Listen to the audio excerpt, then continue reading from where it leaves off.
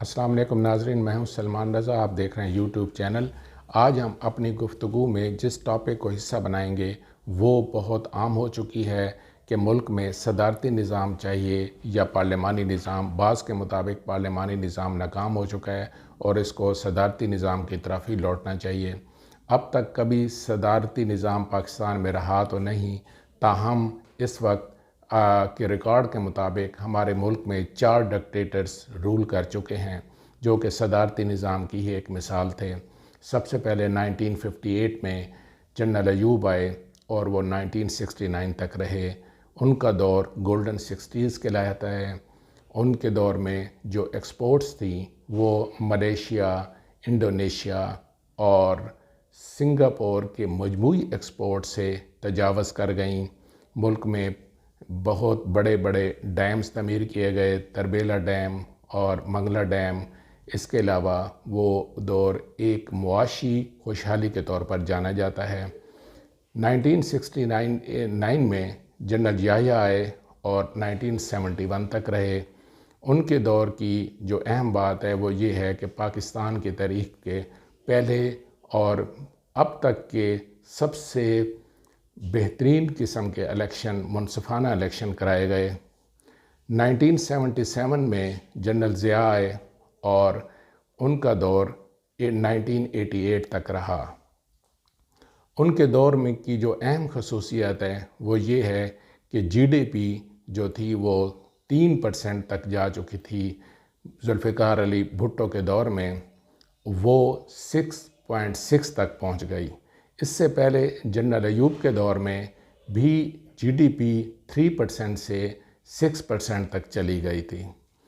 General Zia الحق کی بات ہو رہی ہے تو میں آپ کو بتاتا چلوں کہ ان کی سب سے اہم جو کامیابی جانی جاتی ہے وہ ہے کہ ان کے دور میں پاکستان بنیادی خوراک کی خود کفالت حاصل کر گیا اور پاکستان جو ہے وہ اس کی امپورٹس خوراک کے حوالے سے ختم ہو گئی۔ یہاں پر میں آپ کو بتاتا چلوں کہ میں کوئی بھی ایسی جو ان کی اچیومنٹس ہیں وہ جو خارجہ پالیسی کی لیول پر جو اچیومنٹس ہیں میں وہ ڈسکس نہیں کر رہا۔ جو پالیسیز جو انٹیریئر ہیں جو کہ ملک کے حوالے سے ہیں میں ان کی ہی ڈسکشن کر رہا ہوں، تو آپ اس حوالے سے دونوں کا تقابلہ آپ خود ہی کریں گے کون سا بہتر ہے۔ اچھا، جنرل ضیاء کے بعد یہاں پر جو ہمارے چوتھے ڈکٹیٹر ہیں وہ آئے پرویز مشرف 1999 میں اور 2008 تک وہ موجود رہے۔ ان کے دور سے پہلے جی ڈی پی 2.1% تک پہنچ چکی تھی، جو کہ جب انہوں نے اقتدار سنبھالا تو بہت پہلے ابتدائی سالوں میں جی ڈی پی 5% تک چلی گئی۔ بعد میں یہی ترقی کرتے ہوئے 2007 میں جب انہوں نے اقتدار کو خیر بات کہا تو 2008 میں تو جی ڈی پی ہماری 8.9% تک چلی گئی۔ ان کا دور پاکستان کی تاریخ کا ایک اہم ترین دور کہا جاتا ہے، خصوصاً پاکستان کی ترقی کے حوالے سے بہت سارے نئے ادارے وجود میں لائے گئے۔ پاکستان کا جو فارن ڈیٹ ہے وہ بھی کوئی خاص نہیں بڑھ سکا۔ مثلاً 2007 تک جو پاکستان کا ڈیٹ ہے وہ کل $45 بلین تک پہنچ گیا۔ غالباً اس میں جو پہلے ان کے پیش رو جو حکومتوں نے چھوڑا تھا اس میں $1 بلین یا $2 بلین کا اس میں اضافہ کیا گیا۔ اس میں پاکستان اس حوالے سے بہت مضبوط اور مستحکم بنیادوں پر ترقی کرتا گیا۔ یہ ہیں جو کہ 4 ادوار ہیں جو میں نے آپ کے سامنے ملٹری ڈکٹیٹرز کے بتائے۔ اب ہم بات کرتے ہیں جو کہ پارلیمانی نظام کے تحت مختلف حکومتیں آتی رہیں۔ تو سب سے پہلے جو امپورٹنٹ ایک دور ہے وہ ہے پرائم منسٹر ذوالفقار علی بھٹو کا۔ 1971 سے یہ شروع ہوتا ہے اور 1977 تک اختتام پذیر ہوتا ہے۔ ذوالفقار علی بھٹو کے دور کی جو اہم خصوصیت رہی ہے وہ ان کی نیشنلائزیشن پالیسی ہے، جس کے تحت پاکستان کوئی خاطر خواہ ترقی نہیں کر سکا، اور مورخ لکھتے ہیں کہ پاکستان میں انویسٹرز کا کانفیڈنس بہت لوز ہوا۔ جی ڈی پی جو کہ جنرل ایوب 6% تک چھوڑ گئے تھے وہ بیک 3% تک آ گئی، اور پاکستان یوں ایک جو معاشی ترقی پہ ثابت قدم تھا وہ قدرے پیچھے ہو گیا۔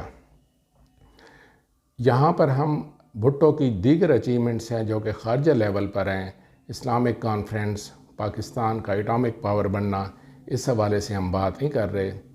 اس کے بعد پھر جو دوسرے جو اہم ادوار ہیں وہ جنرل ضیاء کے طیارے کے کریش کے بعد پیپلز پارٹی اور پی ایم ایل این، ان کے مختلف ادوار ہیں جو کہ 11 سال پر محیط ہیں۔ ان 11 سالوں میں 9 بار، جی ہاں 9 بار حکومتیں تبدیل ہوئیں، اور پاکستان کا مجموعی قرضہ جو کہ جنرل ضیاء $20 بلین تک چھوڑ گئے تھے وہ کراس کرتے ہوئے غالباً $33 بلین تک جا پہنچا۔ پاکستان کی معاشی ترقی بھی رک گئی، پاکستان کی جو گروتھ تھی وہ 2.1% تک آ پہنچی۔ 2007 کے بعد 2008 میں الیکشن ہوئے، اور اس میں پاکستان پیپلز پارٹی دوبارہ اقتدار میں آئی۔ پاکستان پیپلز پارٹی کا یہ 5 سالہ دور 2013 تک تھا، جو کہ ایک اچھا اور بہترین دور نہیں سمجھا جاتا۔ پاکستان کی جو انٹرنیشنل رینکنگ ہے وہ کرپشن کے حوالے سے بہت خراب ہو گئی۔ پاکستان 175 میں سے 126 نمبر پر کرپشن میں آ گیا، اور ہمارا جو وہ تھا پاکستان کے جو فارن ریزرو تھے وہ بہت کم ہو گئے۔ پرویز مشرف کے دور کی جو ایک اہم بات ہے وہ جو میں آپ کو مس کر گیا ہوں وہ یہ ہے کہ پاکستان کا جو فارن ریزرو ہے وہ $700 ملین تک ماضی کی حکومتوں نے چھوڑا تھا، جس کو پرویز مشرف $700 ملین سے کراس کر کے 17 بلین تک چھوڑ گئے تھے۔ پاکستان پیپلز پارٹی کے دور کی بات ہو رہی ہے، اس میں فارن ریزرو بالکل نیچے آ گئے، اور پاکستان کی جو انفلیشن ہے وہ 2.9% انکریز کر گئی۔ اس کے ساتھ ہی پاکستان کے جو ڈیٹ ہیں وہ بہت انکریز ہو گئے۔ پاکستان کے جو بیرونی قرضہ تھا وہ غالباً $65 بلین تک پہنچ گیا۔ ملک اندھیروں میں بھی ڈوب گیا، اور یوں ایک خراب صورتحال سامنے آ گئی۔ 2013 میں نواز شریف آئے، پاکستان بظاہر ایک ٹریک پہ چڑھا، اور جو جی ڈی پی گروتھ تھی وہ بھی 4.1% تک چلی گئی۔ ویژن 2025 کا نفاذ ہوا، اور اس کے بعد سی پیک کا ایک اہم پروجیکٹ بھی انہی کے دور میں سامنے آیا۔ یہ ایک مختصر سا تقابلی جائزہ ہے جو کہ میں نے آپ کے سامنے پیش کیا۔ ڈکٹیٹرشپ اور جو کہ صدارتی نظام کی ایک شکل رہا ہے، اس کے ساتھ میں نے موازنہ کیا پارلیمانی نظام کے ساتھ۔ تو اس حوالے سے بہتر ججمنٹ آپ ہی دے سکتے ہیں کہ کون سا سسٹم ٹھیک ہے۔ تو جو بھی آپ کی گفتگو ہے، جو بھی آپ کی رائے ہے، وہ کمنٹس باکس میں شیئر کیجیے گا۔ تو نیکسٹ ٹائم ہم آپ کی رائے کو سامنے رکھتے ہوئے ایک مزید ویڈیو سامنے لائیں گے۔ بہت شکریہ۔